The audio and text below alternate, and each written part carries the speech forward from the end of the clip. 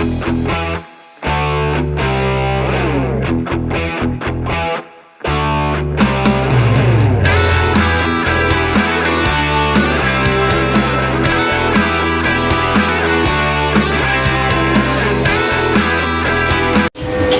magandang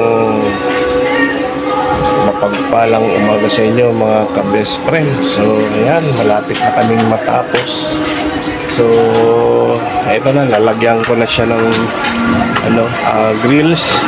So, hindi ko na yung video. Pero konti na lang, spot na lang. Tapos, pinunturahan na rin siya ng aking helper.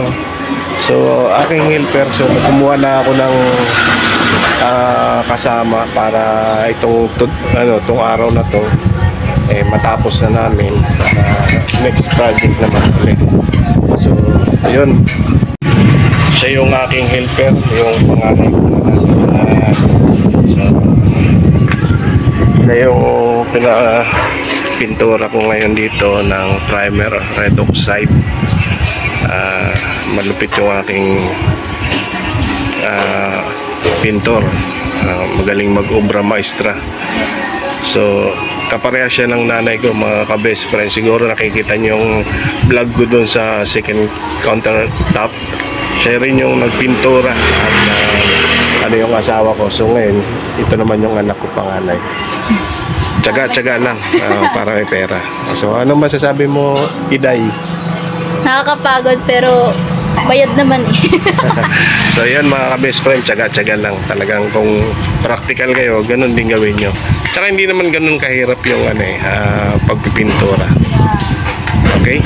Update ko kayo mamaya.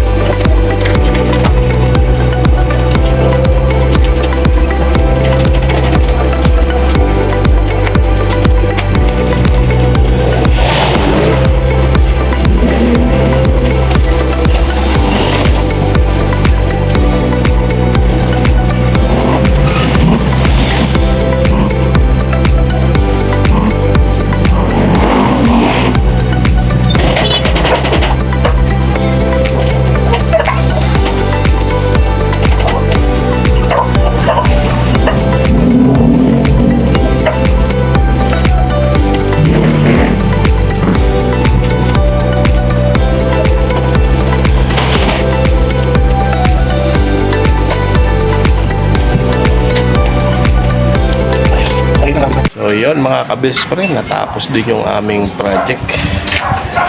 Kasama ko yung aking panganay na anak. Wala kasi akong ibang helper eh. Kaya siya muna pina-extra ko. Actually, isa trabaho yung mga yan. Asawa ko ganoon din. So pag kasi pinagtutulong-tulungan namin. Yeah, so yun lang yung ginawa namin based doon sa budget ng may-ari at gusto ng may-ari. Kung ano yung gusto nilang pagawa. So sabi nila pag may budget ulit, ito naman ipapa-extend nila itong kabila na to. So yan, kakaroon tayo ng part 3 So update ko kayo at makikita nyo sa mga vlog ko. Salamat sa Panginoon at binigyan kami uli ng another project. So pagkatapos nito mga kapatid, doon sa kabilang subdivision, yung isang client namin kasi nagmamadali na rin eh. Kaya papasalamat kami sa inyo mga viewers, mga subscriber ko. Thank you. Sana huwag kayong magsawang manood sa aming vlog. Napagod yung aking prinsesa. Okay mga best friend. Thank you. God bless to all. I keep waiting for you to call. I'm thinking that I'm gonna need a miracle. Wasted again.